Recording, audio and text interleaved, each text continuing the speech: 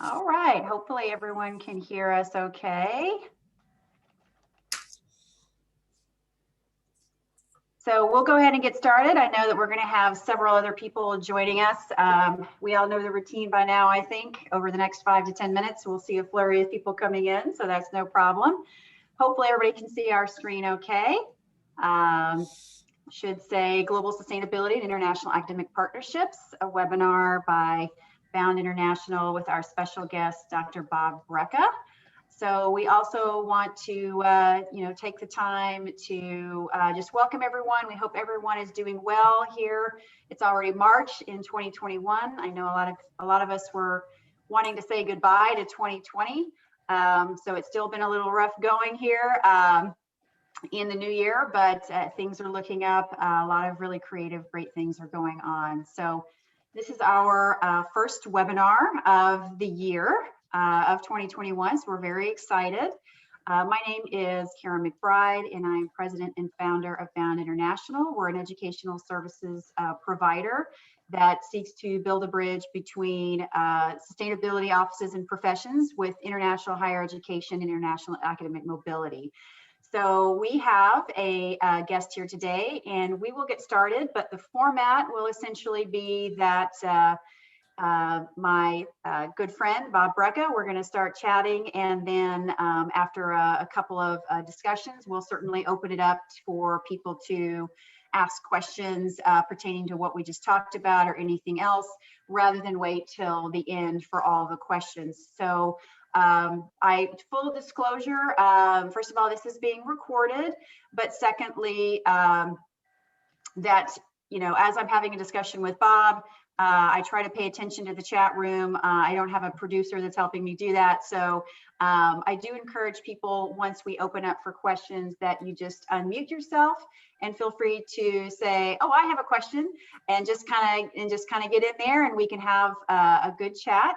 And I appreciate your patience with everything. And we'll go ahead and get started. So again, and we already have a chat here. Let's see. Happy World Wildlife Day. Day. Karen. Happy World Wildlife Day. Thank you, Karen. All right, there's another Karen on the call. Yay. So I'm here with my former colleague and good friend, Bob Brecha. Bob is a professor of sustainability at the University of Dayton in Dayton, Ohio. Go Flyers. He is currently in Germany. He can explain that story better than myself, but he has a very long, great history with Germany. And he is also an international sustainability consultant. So he will talk about his work with both of those professions here today as well. So I'll go ahead and turn it over to Bob really quickly. And Bob, if you want to tell us just a little bit about yourself before we get started, anything you want to share?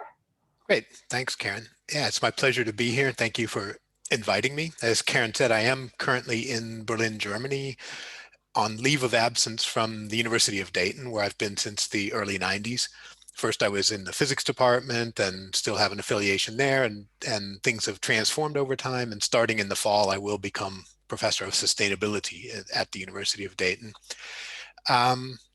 Yeah, I've got a varied kind of set of experiences abroad. And I was telling Karen earlier, or we talked about this a little bit earlier, I shouldn't say this as a professor, but perhaps the most important thing I did when I was an undergraduate student was to go abroad. And that was in 1982. I don't think quite as many students, at least not where I was, were going abroad at the time.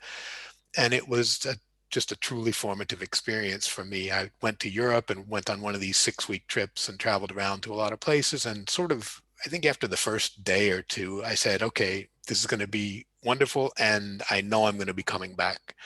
And that was the case. I spent time, I went off and did my PhD and then went on to do some postdoctoral work. I recently added it up since 1990 when I started doing my postdoc. So 30 years basically.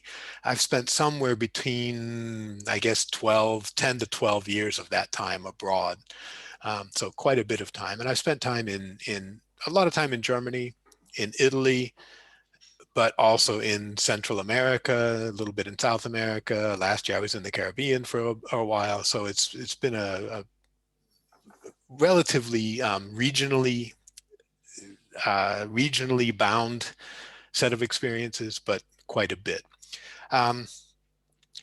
Yeah, I think basically I suggested to Karen, or we agreed that this format should be much more open. I hope everybody appreciates being in a webinar that doesn't have any PowerPoint slides except the one that's on the background here, Mm-hmm. and that we can just talk and sort of have a conversation about some of my experiences. And I don't think I can give advice to anybody, but to at least, you know, talk about study abroad. I mean, right now I'm working at a think tank in Berlin where I guess it's a consulting kind of position, but I've done study abroad programs. I've worked with students and spent time with students in the various capacities abroad.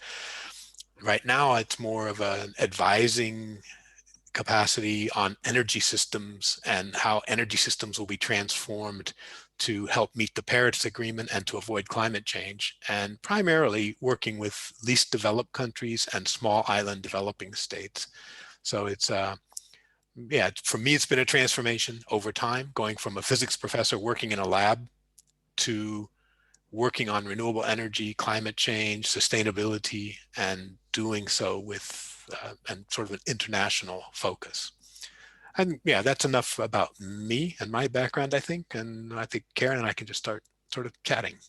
Yeah, and just to add to that too, full disclosure, prior to starting Mound International last year, I was Director of Education Abroad and Partnerships at the University of Dayton. I then later transitioned before the pandemic to being an International Partnerships Manager for the UD School of Law.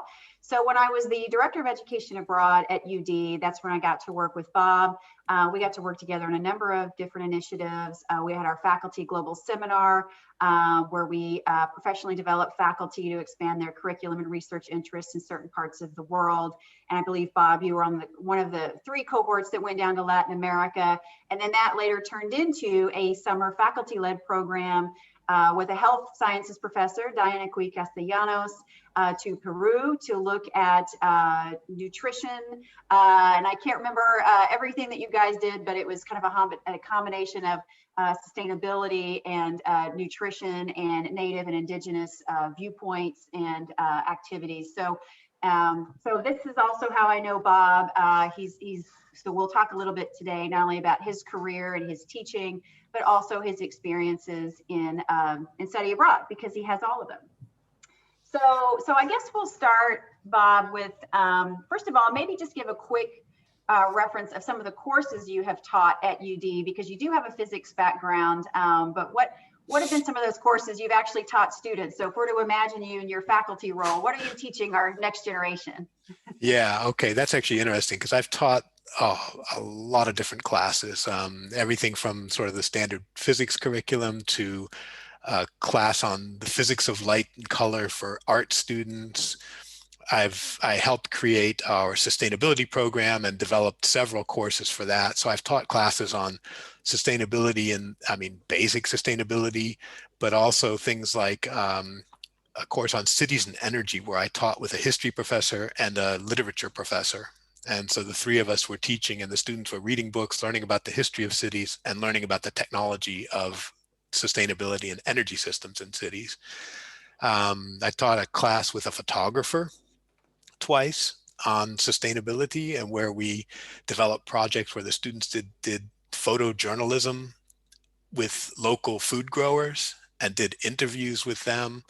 And so, yeah, that was an interesting experience. I taught in Peru with Diana Cui Castellanos, a course on sustainability there, where we traveled to a pretty remote village and then spent time in Lima looking at some of the characteristics of that city. I've taught renewable energy courses.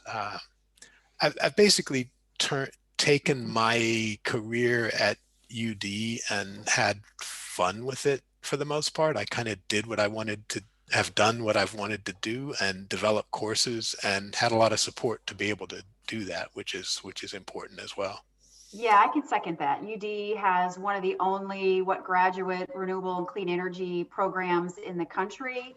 Yep. And they have the Hanley Sustainability Institute. So they do really great work there. And I think it's it's really important for you to share all these different collaborations, because part of the message we have here today is, how do we better incorporate, how do we intentionally incorporate our sustainability profession on college campuses with our international programs offices, or just how do you work kind of in a more of an interdisciplinary way and collaboratively? So you've worked with photography faculty, with health sciences faculty, certainly physics, and these others. And when you're thinking about designing study abroad programs, when you're thinking about doing international research, making sure that, that bridge is being built between those two professions, because as I like to say, they're not two professions that automatically overlap. They're not opposed to each other. It's just that you have, I think, sustainability professionals that are working more on campus initiatives and local initiatives, and in study abroad and international partnerships, you're always thinking about over there. How do we go over there? How do we live over there? How do we be safe over there and learn over there?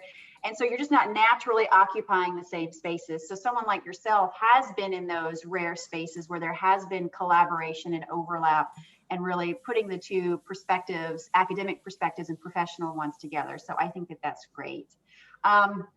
Well, tell us a little bit more about, and because I forgot since we last talked, tell us a little bit more about your consultancy role. I mean, I know that you were in Antigua last year, as you said, which is where I did my Peace Corps service. And so we were like, I was like, oh, wow, what part of the island were you on?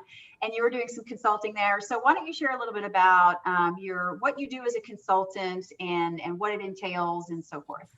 Yeah, and I guess I mean you're using that word consultant, and I guess that is right. I never think of myself as a consultant, but what I am. I mean, the reason I'm in Germany right now, I was on sabbatical the beginning of 2018, and then I was working at a think tank, Climate Analytics, and then they offered me for the second half of the year a position to help on an interim basis lead their energy modeling team.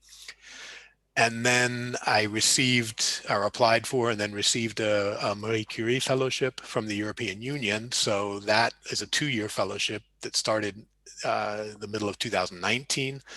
And so basically I've been on leave, or will have been on leave, from the University of Dayton for 3.5 years or a little bit more, doing these different things. And as part of this Marie Curie fellowship, I am working with countries, and as I mentioned, different countries, but in the last year, really pretty heavily with Antigua and Barbuda, with St. Lucia, Grenada, and then a couple of others along the way on, it's not so much advising, but working with them as they think through how their energy systems will change over time. The island states have been leaders in hoping that the Paris Agreement gets implemented, that is to limit global warming to below 1.5 degrees C.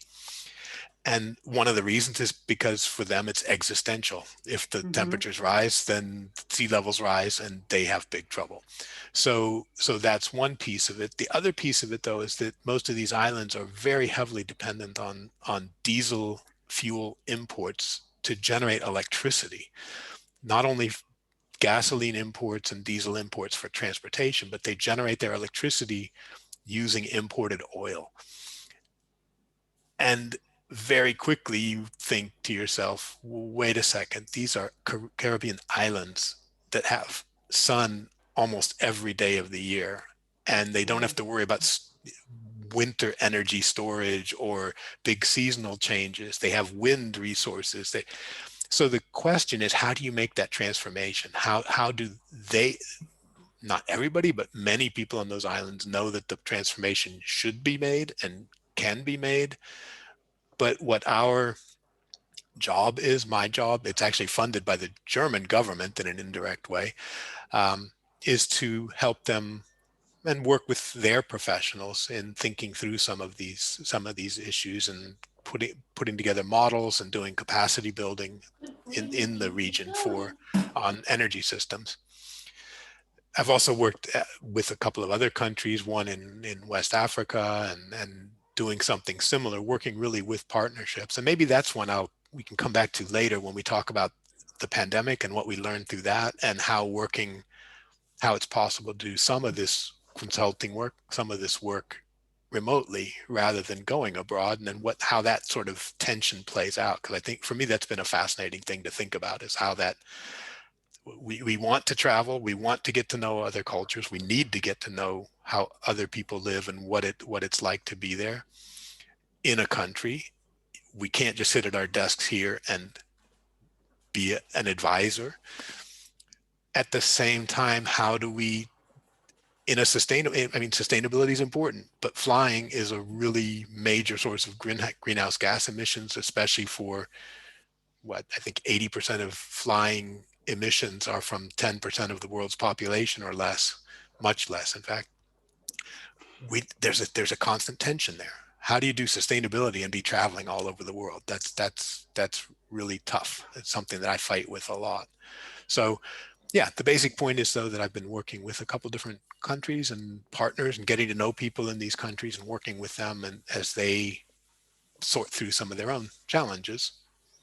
Yeah, I think it's so interesting that you brought up that example because I lived on the island of Antigua as a Peace Corps volunteer going on almost 20 years ago, and we would have power outages. You didn't know the power could go out at any time.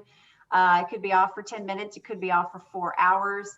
And now that I'm back in my home state of Texas, I quite literally felt that way 2 weeks ago. If you've been reading the news at all, we had a crisis here, and I really encourage everyone to keep reading up on these great articles that they've been in every major newspaper, and there's a really good feature in Texas Monthly about what happened. Why did this happen? And there's a lot of discussion in these papers around what does this mean about climate change? What role did that play? And what role did human beings play once again in failing to acknowledge the extent of it and the fact that these extreme weather events are going to continue? And what infrastructure do we have in place to manage this? So yeah, I got to use my Peace Corps skills again. I was literally melting snow water to bathe my daughter. So that's where we were 2 weeks ago in the state of Texas. Right. Not unlike using rainwater out of my rain tank in Antigua sometimes to do the same thing. But does anybody have any, we could do a quick question or two for Bob, just Perfect. about his background before we move on to the next topic. Feel free to unmute or throw something in the chat.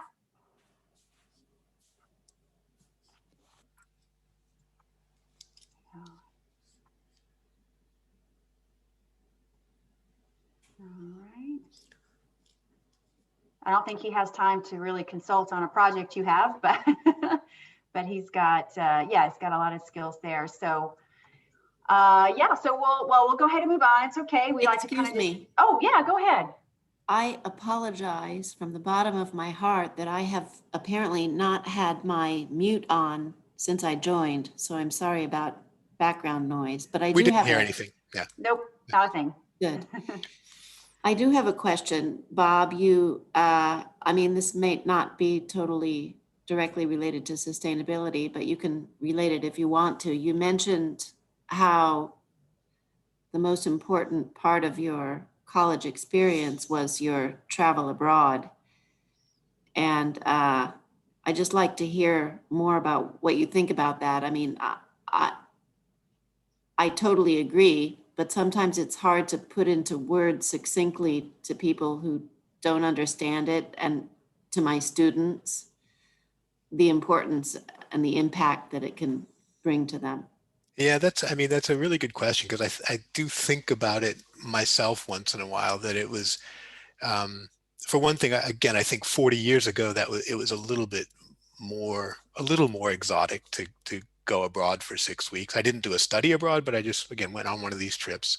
For my kids, and partly because we spend so much time abroad, for my kids, it's completely normal to be abroad and to be traveling around. I mean, my daughters, when they were in college, were going, two of them at different times went to Greece to work in the refugee camps.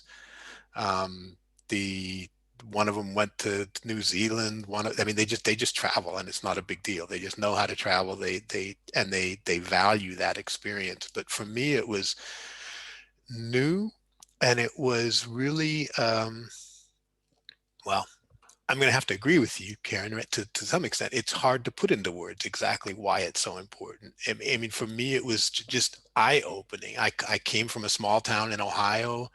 My parents, my mother was a professor, but so it's not, yeah, so we had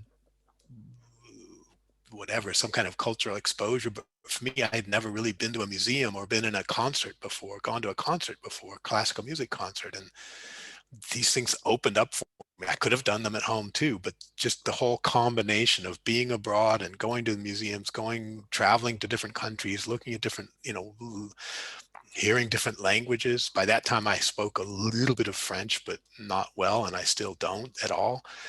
But it also somehow, that whole experience made me get more interested in languages. So I've learned different languages over time, thinking I believe that's part of the importance of, being immersed in a culture. And I know I've got friends who went on trips like that too. And it was more, okay, that was a good experience, but that was it. Or maybe I'll go back to Europe one day. For me, it really kindled something else where I said, okay, this traveling is important. Living in other places, seeing other cultures is important. And trying to immerse myself as much as possible is important. On a 6-week trip where you're traveling through Europe, you're seeing way too much. But for me, it was a sense of saying, okay, now I know I want to come back and spend more time in some of these places, and not everywhere. You can't do that. You have to take your time to really get more depth in one place. At least that's the way I approach it. I think it's really individual to some extent. I'm sure any of us who have accompanied students abroad see the differences too. We see that some of the students basically can't wait to get home. Some of them make it through and say, yeah, this was good. Maybe I'll do something like this again. And others just get, I guess, like I did, get fired up about it and say, this is life changing, and I need to do more of this. I need to see more. So I think it probably isn't universal. Well, and no, it's not universal, but it is and can be incredibly transformative for some students. And maybe we all have to, maybe some of it, those of us who probably do, I don't know what your backgrounds are, but those of us who have worked abroad or have taken students abroad, maybe we have to be careful sometimes to think about the fact that not everybody is going to be quite as moved by that automatically as we were. Yeah, and I think too, Karen, I would just add one way that I try to think of it is study abroad is a contained experience. It's a summer, it's a semester, it's a year usually, and it's very sensory. You're on sensory overload when you go abroad.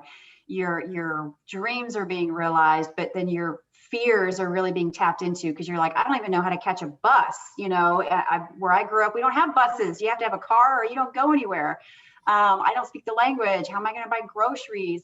But you see the possibilities that are there. You see that how big the world is, and that there are people in different parts of the world. And the most important thing about it is not only the similarities you get to see in real time with different people, but also those differences. You're charmed at first by different accents, especially in children. And then you kind of realize over time that their geography is important. So when you think of climate change and you're on an island, or you're in Venice, or you're in some of these places that rely a lot on agriculture, you see it maybe in a way that you don't see it at home, that people are being affected in real time by these things, and that this is a global crisis, it's a global issue, and this is what it looks like in other parts of the world. And then you learn about the cultural values of people in those countries, and how and why they approach the climate crisis in the way that they do. America likes to approach it in a very capitalist way because our culture is capitalist. Okay, so but if there's different techniques in other parts of the world, and you get to see it and feel it. It's no longer theoretical or through a TV screen.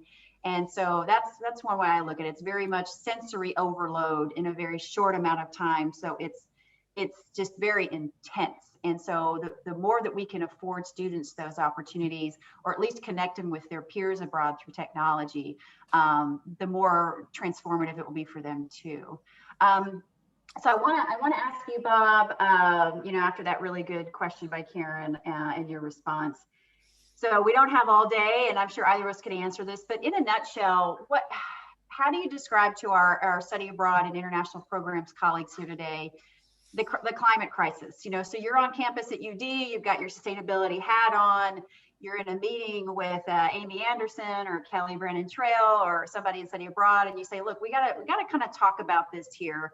We need to start talking about international academic mobility and partnerships through a lens of sustainability. How do you start with a lot of us that didn't come from science backgrounds and are just reading what comes up in our Twitter feed? Yeah, I mean, so I think that's actually one of the interesting things too about whether there's debates about the climate change and how important it is. In many of the places, like you said, you go to other countries and there's not a question about this, whether it's impacting us or not, or whether it's something for the future. They're being impacted now. I mean, the island of Dominica in 2017 was essentially flattened and by a hurricane. Now, hurricanes always happen, but we know they're getting stronger, and they lost some multiple of their annual GDP in damages. And so for them, thinking about these issues is important. If they have one of those hurricanes every 10 years, then it's like they're wiped out and they're not going to be able to ever recover fully from it. So they want to see action on climate change. The climate change, I mean, it really works in so many different ways. And for me, the questions, I mean, there's the scientific questions. Okay, how does it work? Those have been answered in the basic ways for many decades. We kind of knew the processes. Almost 100 years ago, we kind of knew what the processes were. So that's nothing new. But when we think about it in terms of the study abroad, I mean, for me, one of the things is really to think a little bit about how we are, I mean, this balance between how we are contributing to climate change by flying to another country versus what we can learn and how we can contribute to understanding and our own understanding. I usually think traveling abroad has nothing to do with me giving something to anybody else. It's always me learning from somebody else. And then how do we maybe in a small way offset that with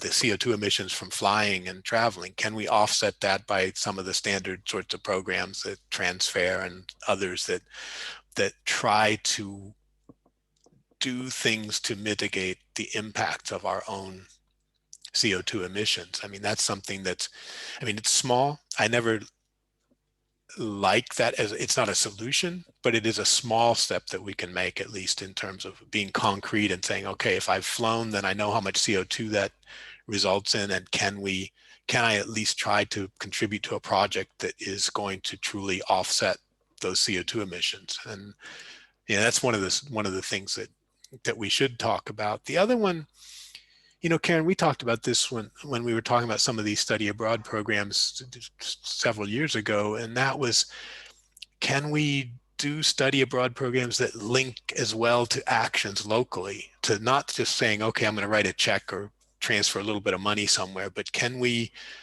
create sustainability study abroad and local programs in a way that become more holistic, where we say, okay, we need to see something in another part of the world and we need to take seriously the sustainability issues there.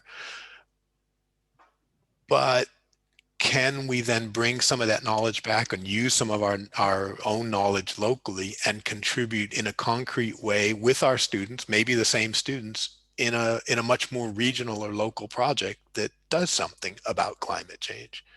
And so I don't think we necessarily need to separate out the international and the regional or local programs as much as we probably tend to do. I mean, I know that's the way the departments are set up and that's the way the programs are set up in universities, but maybe a little bit more creative thinking in that way it would be useful. And I know at UD we have this an ethos program, which is engineers doing appropriate technology projects, often abroad. The tradition was that these were projects where students would go for either 10 days or for 10 weeks and work on projects, either mini projects and mini excursions or longer term.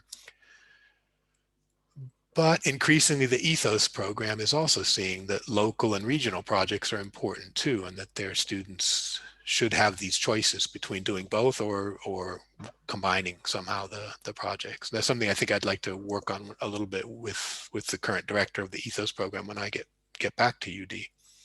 Yeah, I think oh, go ahead. I'm sorry, I was Bob. gonna say, I don't know if I answered your question, but yeah. Yeah, well, I think right now everyone is feeling the urgency, especially we're being pushed and motivated a lot by the younger generations because this is more at the top of their list of crises that they need to address. And so people are looking for those solutions. So I go, well, we've got carbon offsetting going on now. Delta and United are offering this. There's tree planting projects and grassroots movements going on, which is great. But I think what works in the long run really is education, right? It takes longer to achieve, but then the net gain is much more. So you invest more time in it, but then it's going to pay off more in the end. So we had a question here by Bonnie Parker, UNC Asheville, about how do we encourage students to study sustainability and climate change, but encourage them to do responsibly and also maybe study abroad. And I think that where we need to get started is to not approach study abroad or academic travel as somehow in conflict with sustainability.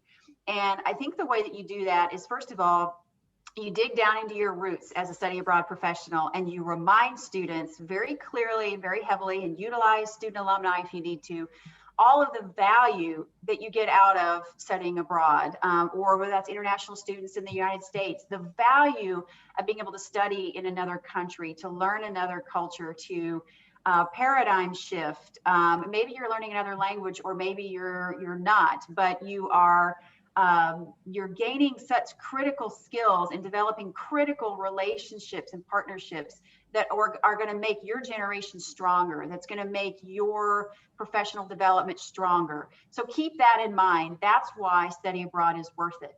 At the same time, we do need to be educating students more broadly about the climate crisis, not just the science of it, but how to lead towards action, because the more educated we have of a society and a more educated student population, the more solutions will come down the road. I think that some in maybe the sustainability field, but I know especially in study abroad, in my experience, there's a fear of kind of combining the two perspectives, because there's an assumption that they are diametrically opposed to each other. Like, how do let's get students to study abroad, but hope they don't ask questions about carbon emissions. No, they should be asking, and we should be explaining. So for example, the biggest part of their footprint going abroad is going to be their flight. Or the buses they take in country. And some countries have Cuba has these old archaic buses from the 50s, but then you have electric train travel in Europe and Japan. And so it's, you got to understand where you're going and what your options are.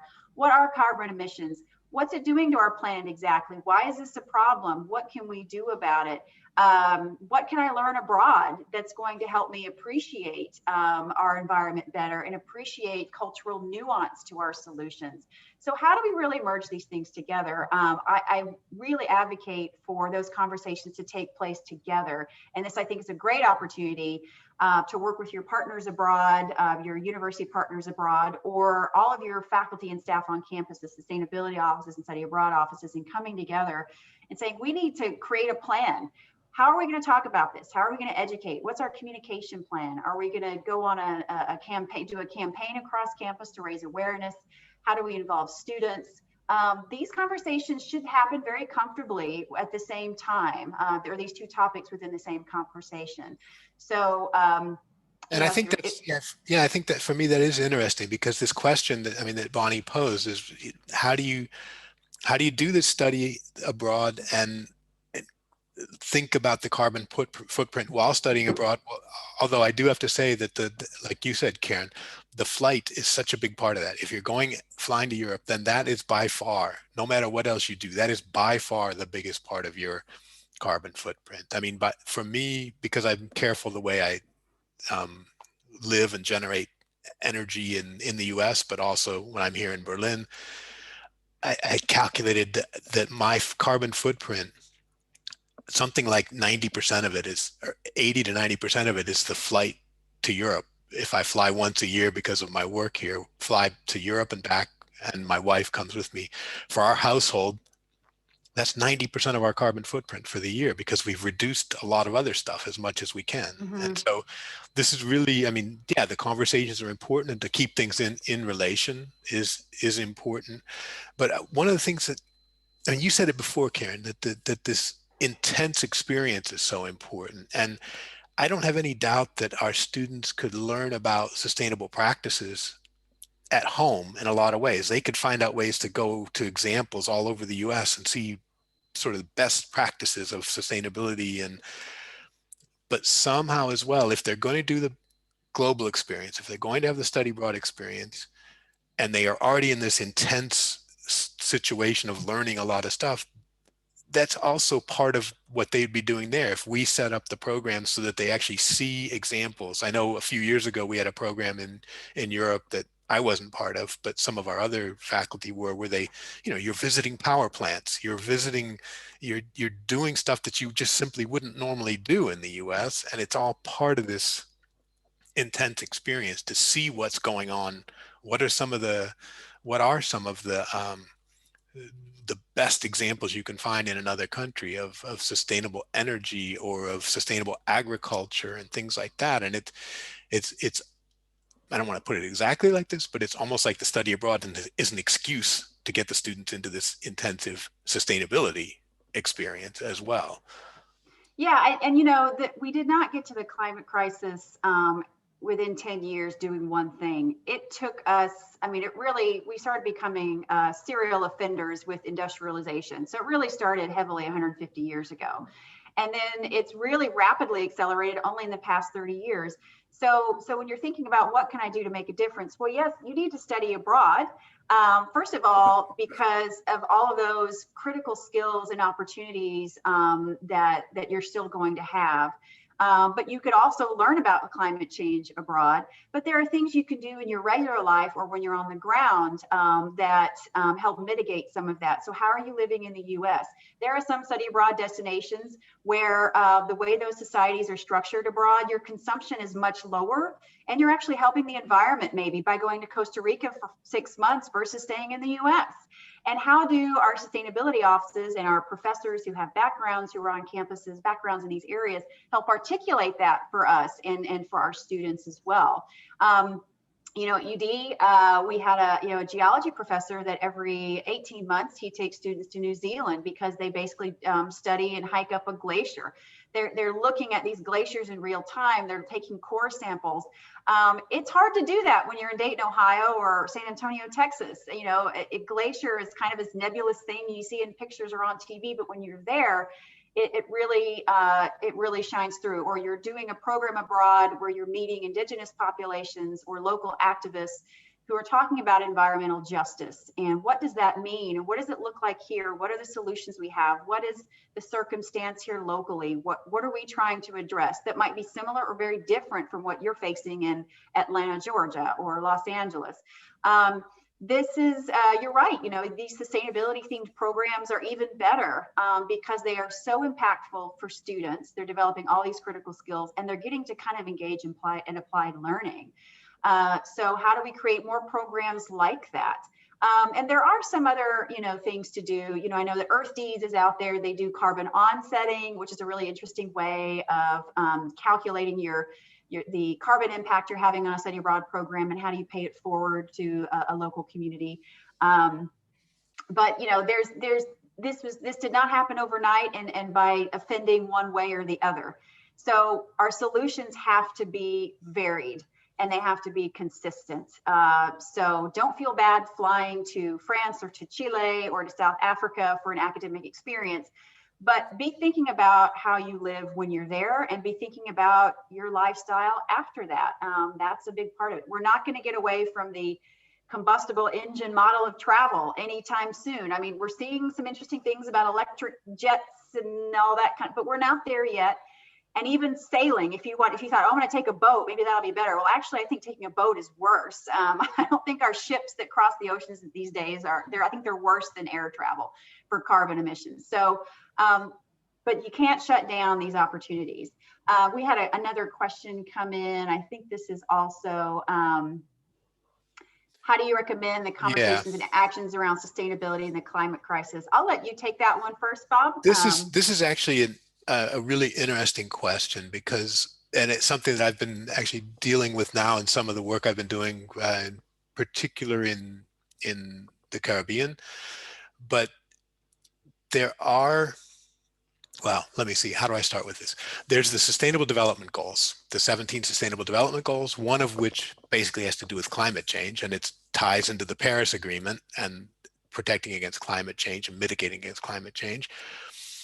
All these sustainability things are tied together. The Sustainable Development Goals are not just 17 separate goals. They are really very interlinked, and for the most part in positive synergistic ways, that when you help move towards meeting one of the Sustainable Development Goals, you're probably helping move to another one as well, or at least not hurting the progress towards another goal. And these Sustainable Development Goals are very much socially oriented as well. There are things like life on land, life underwater, climate, energy, but there's very much about health, gender, education, and also about basically social justice issues. And these are to be taken seriously. And we see that as countries think about countries are required every 5 years to update their nationally determined contributions to the Paris Agreement. That is what they're going to be doing themselves, what they think they can do to reduce emissions. But increasingly that work, and that's part of what I've been involved in the last couple of years, increasingly that work is explicitly being tied into questions about the Sustainable Development Goals and just transitions. That is, trying not to leave people behind as this transition happens, but to make for more inclusive societies. Now, the Sustainable Development Goals, a lot of times it's thought about as being something for developing countries to worry about, but they're not. They are to be taken seriously by wealthier countries as well as developing poorer countries. And I think, to me, this is one of the very important parts of this, is that we do need to think about not just, okay, the US is one of the wealthiest countries in the world, but the US and Germany and other countries, but I think the US is a particularly strong case here, has a huge disparity, obviously, in income, in treatment of people of color. And the Sustainable Development Goals, and at least in that framework, should be part of how we're thinking about these issues as well. The Sustainable Development Goals we should be thinking about them in the US much more. Thinking about, as you pointed out, the disproportionate impacts felt by communities of color and low-income communities in the US. It's not only because of the impacts of climate change. For example, when a hurricane or a flood because of a hurricane happens, or a major weather event such as in Texas, I mean, who's going to be suffering most there? Sorry to even bring this up, is it going to be Ted Cruz and his people, or is it going to be other people who can't fly to Cancun for $300 hotels for a few days?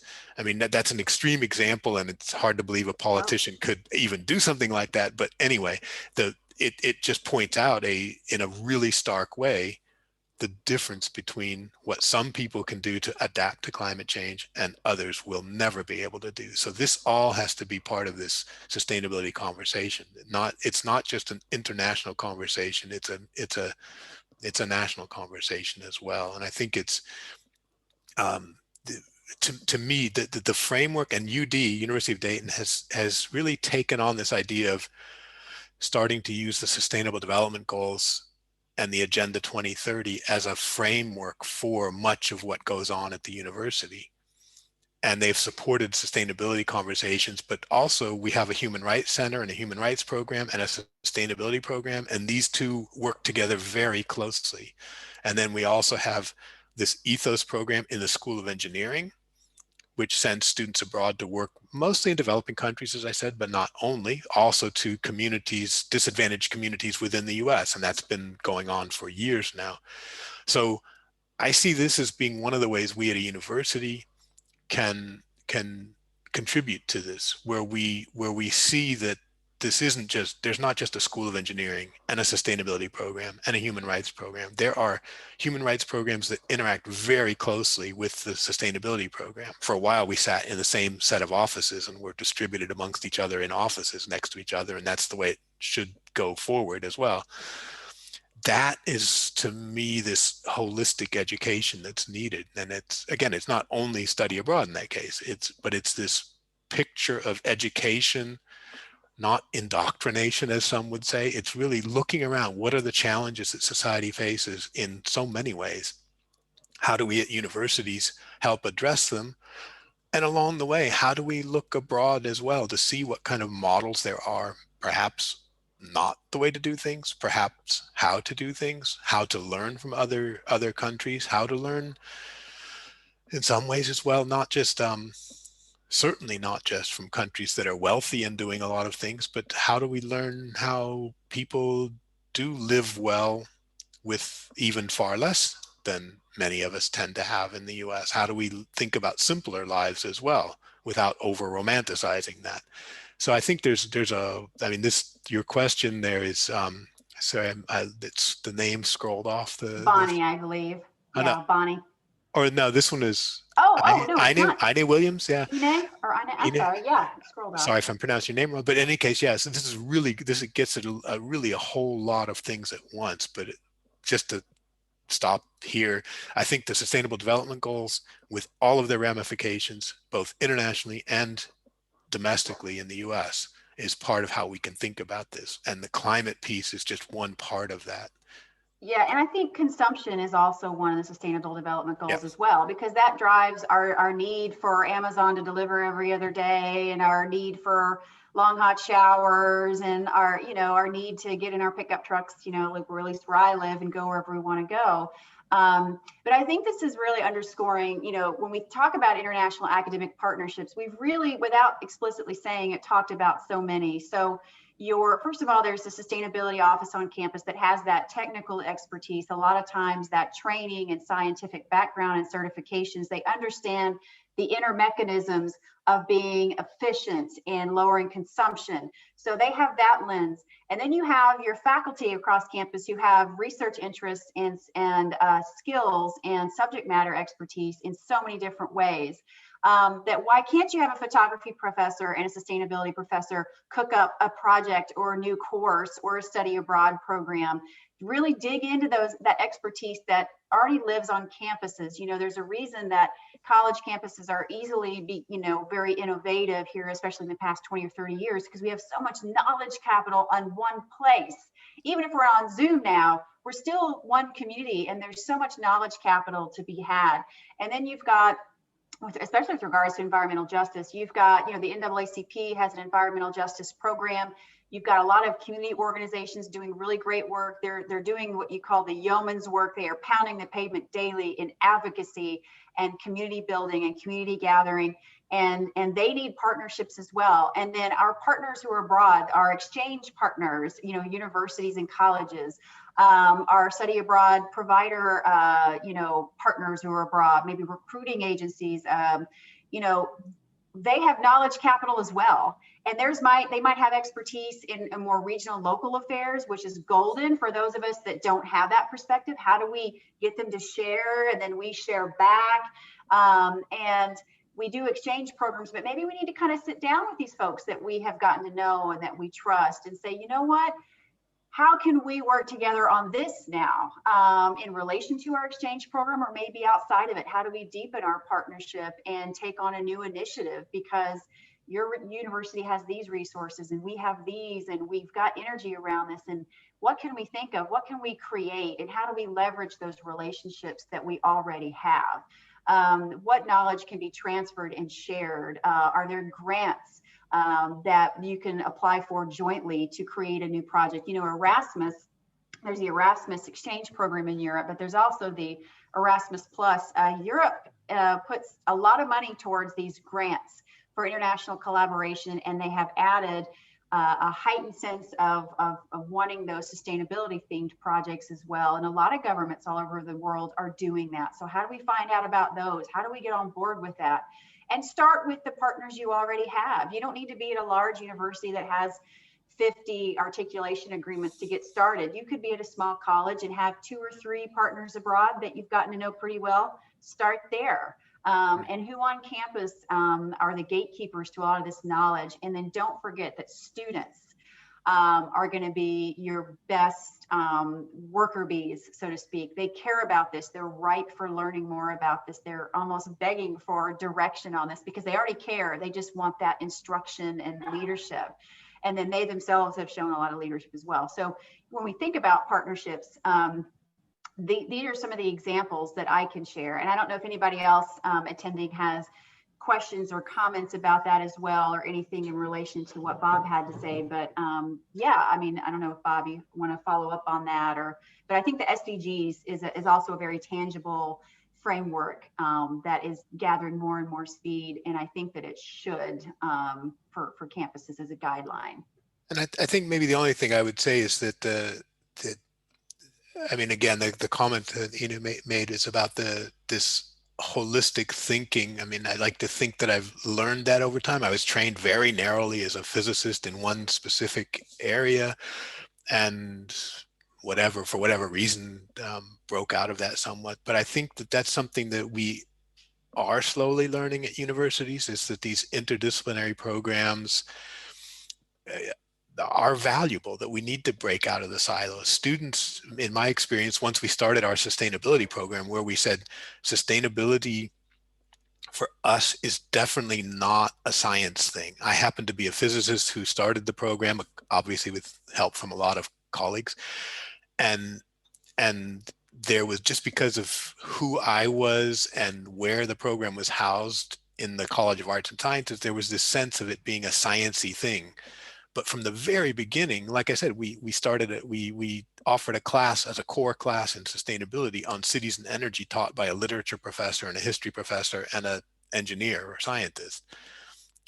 And we offered this other course with photography and a scientist. And we immediately said, for us, sustainability is not going to be science. We know that that's not enough.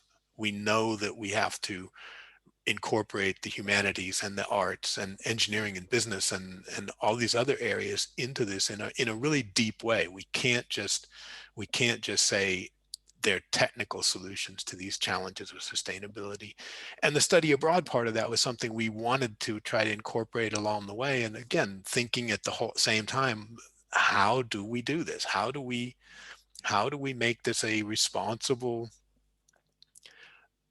sustainability study abroad program? And I'm not even going to say we've solved the problem, but I think that we have tried to raise the awareness of that tension but at the same time not to shy away from doing it and meeting if there are critics, or for me, some of my own colleagues say, okay, so you're the sustainability guy and you travel to Europe.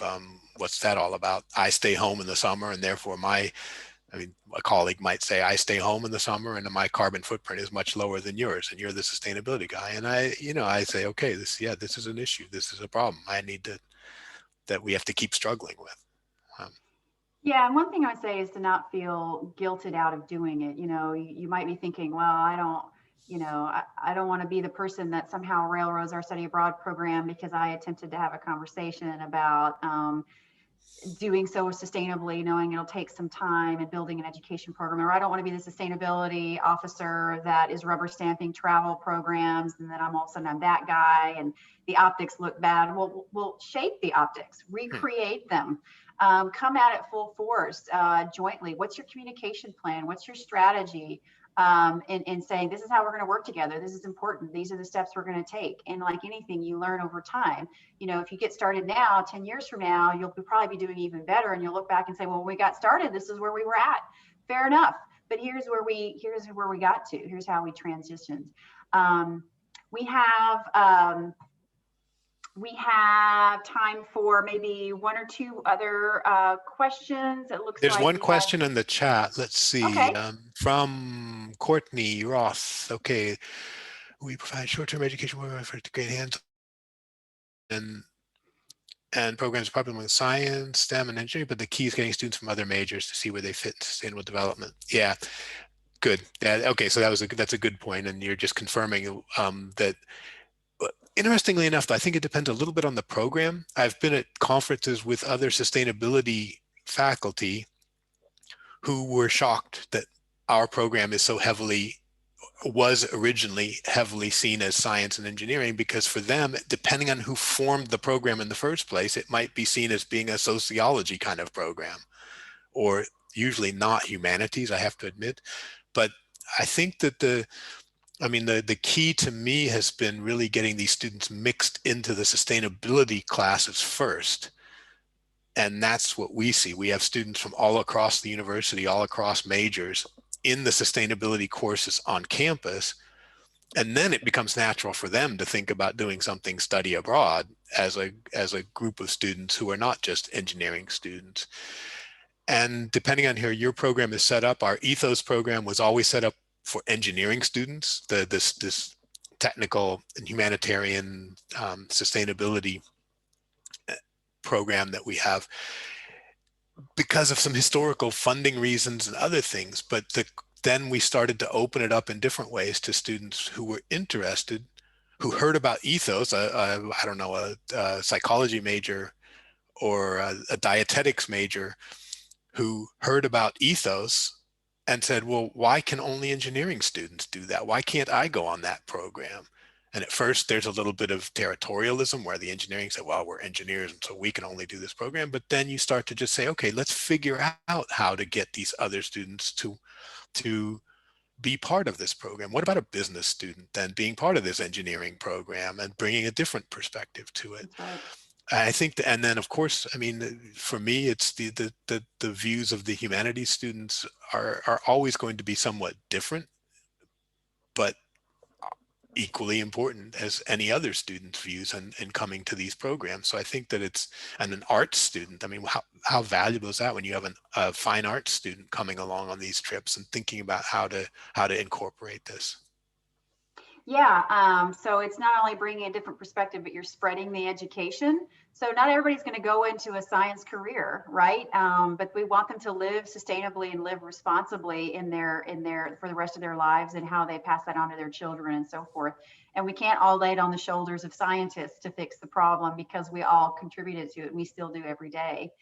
But I think we're at the top of the hour now. So I just want to say thank you so much to everyone for coming. I will send a follow-up email to all the participants with a recording of the webinar. And also I can share some contact information for Bob if you have any questions for him or want to dig deeper on something. I'm sure he would, I'm volunteering him, but I'm sure he wouldn't mind doing that. And, really want to thank Bob again for making the time to join us today and share his expertise. He's got so many great skills and experiences, and I think he seemed to cover a lot in one short hour. So thank you again, everyone, and we will send a follow-up, and take care and live well, and hopefully we'll see you again soon. Thanks, everybody. Thanks, Karen. Thank you.